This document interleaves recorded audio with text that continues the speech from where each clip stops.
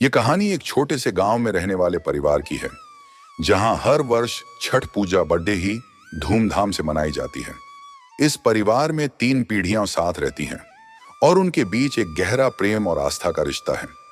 ये कहानी एक बूढ़ी महिला, उसकी बहू और उसके पोते की है, जो छठ पूजा के चमत्कार और इसके महत्व को समझते हैं। गांव में कार्तिक माह की शुरुआत हो चुकी थी। ठंडी हवा के झोंकों के साथ हर घर में छठ पूजा की तैयारियों का माहौल बन चुका था। रमा काकी, जो गांव की सबसे बुजुर्ग महिला थी, अपने घर में पूजा की तैयारी कर रही थी। हर साल की तरह इस साल भी उन्होंने पूरे विधि विधान से छठ पूजा करने का प्रण लिया था। रमा काकी के साथ उनकी बहू सीमा और पोता छोटू भी रहते थे।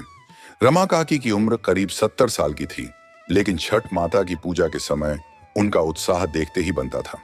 रमा काकी बहू से, सीमा बेटा, जरा देख तो ये आम की लकड़ियां और फल सही हैं या नहीं, बाजार से तो सब कुछ ठीक लाए हैं ना?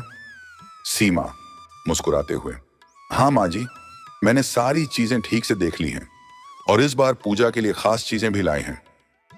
सीमा का विवाह हुए करीब 5 साल हो चुके थे और वह आधुनिक विचारों वाली महिला थी, लेकिन अपने सास के प्रति उसका आदर और प्रेम कभी कम नहीं हुआ। उसे पूजा पाठ में इतना विश्वास नहीं था, पर सास के कहने पर वह हर काम में साथ दे देती थी। छोटू, जो 6 साल का था, बड्ढे ही चंचल स्वभाव का था। वह पूजा की तैयारियों में अपनी माँ और दादी का साथ देता था और बड्ढे ही शौक से देखता था कि कैसे उसके घर में छठ माता की पूजा होती है। पूजा के पहले दिन को नहाए खाए कहते हैं। इस दिन स्नान के बाद व्रती, जो व्रत रखता है, केवल एक बार अन्न ग्रहण करता है। रमा काकी अपने पूरे श्रद्धा भाव से इस दिन की शुरुआत करती हैं। रमा काकी बड़े प्यार से, हे छठ माता, इस वर्ष भी हमारे परिवार पर अपनी कृपा बनाए रखना। मेरे पोते को दीर्घायु और स्वस्थ जीवन प्रदान करना। पूजा की शुरुआत करते हुए रमा काकी के चेहरे पर गहरी श्रद्धा थी। छोटू, जो हर चीज में रुचि लेता था, अपनी दादी से पूछता है, दादी, ये छठ माता कौन है और ये पूजा क्यों करते हैं? रमा काकी ने छोटे छोटे शब्दों में समझाना शुरू किया, बेटा, छठ माता सूर्य देव की बहन मानी जाती हैं। वे सभी बच्चों को आशीर्वाद देती हैं। इसी पूजा से घर में सुख, शांति और खुशियां आती हैं। छोटू आश्चर्य से, क्या छठ माता हमें भी देखती हैं दादी? रमा काकी मुस्कुराते हुए, हाँ बेटा, अगर तुम अच्छे बच्चे बनोगे तो माता तुम्हें भी आशीर्वाद देंगी। यह सुनकर छोटू बहुत खुश हुआ और अपनी माँ से कहने लगा कि वह भी पूजा में दादी का साथ देगा। सीमा, जो आधुनिक विचारों वाली थी, मन ही मन सोचती थी कि क्या सच में छठ माता का कोई अस्तित्व है? क्या पूजा करने से सच में कोई चमत्कार होता है? लेकिन वह रमा काकी की भावनाओं को समझती थी और पूजा में उनके साथ देती थी।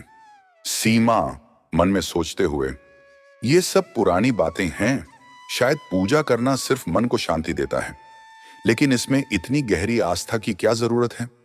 लेकिन वह इस बात का ध्यान रखती थी कि उसकी यह सोच रमा काकी को पता न चले, क्योंकि वह अपनी सास को किसी भी तरह की तकलीफ नहीं देना चाहती थी। दूसरे दिन को खरना कहा जाता है।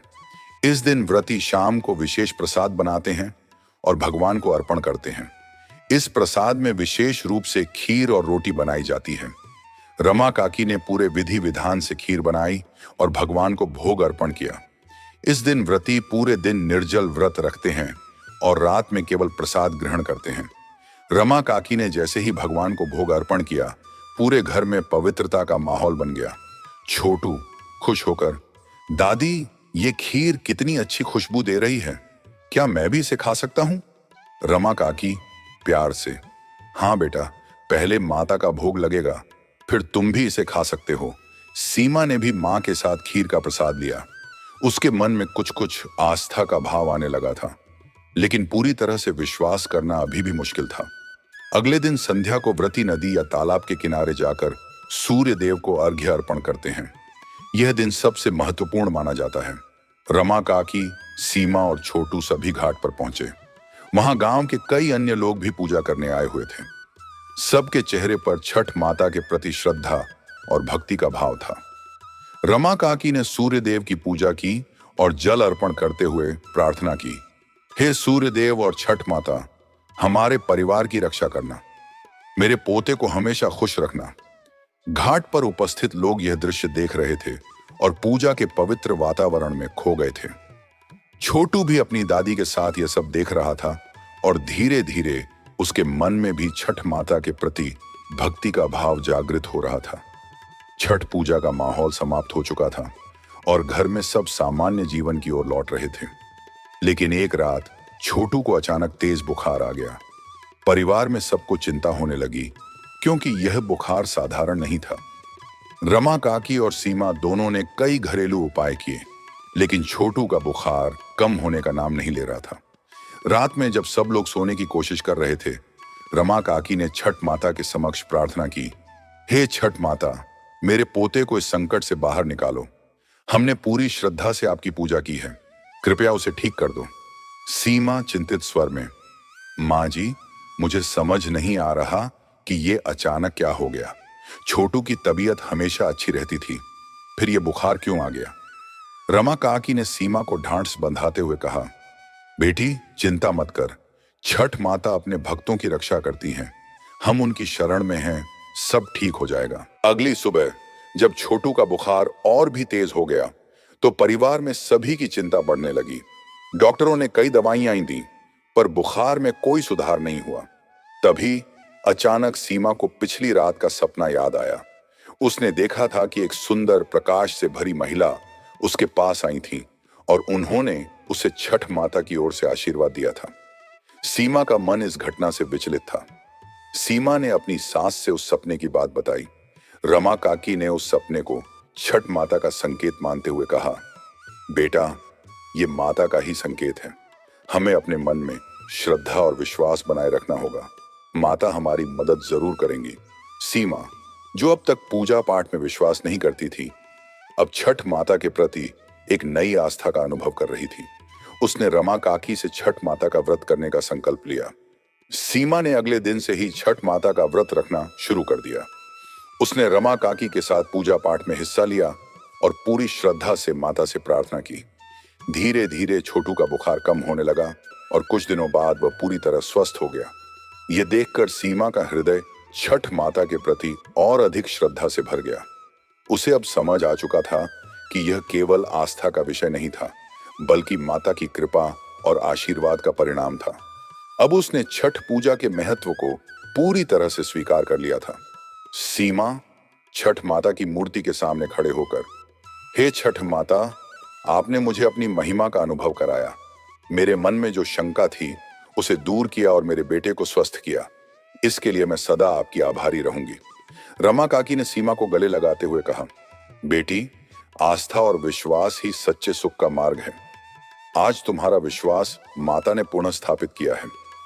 इसके बाद सीमा हर साल पूरे परिवार के साथ छठ माता का व्रत रखती और पूरे विधि विधान से पूजा करती। गांव में सभी को सीमा के परिवर्तन के बारे में जानकर आश्चर्य हुआ।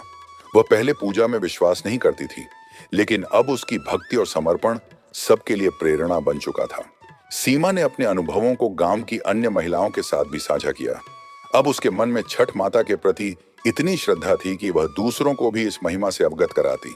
धीरे धीरे गांव की ओर भी महिलाएं सीमा की तरह इस पूजा को अपनाने लगीं। छठ पूजा के बाद परिवार में सुख और समृद्धि का वास होने लगा। छोटू पढ़ाई में अच्छा करने लगा।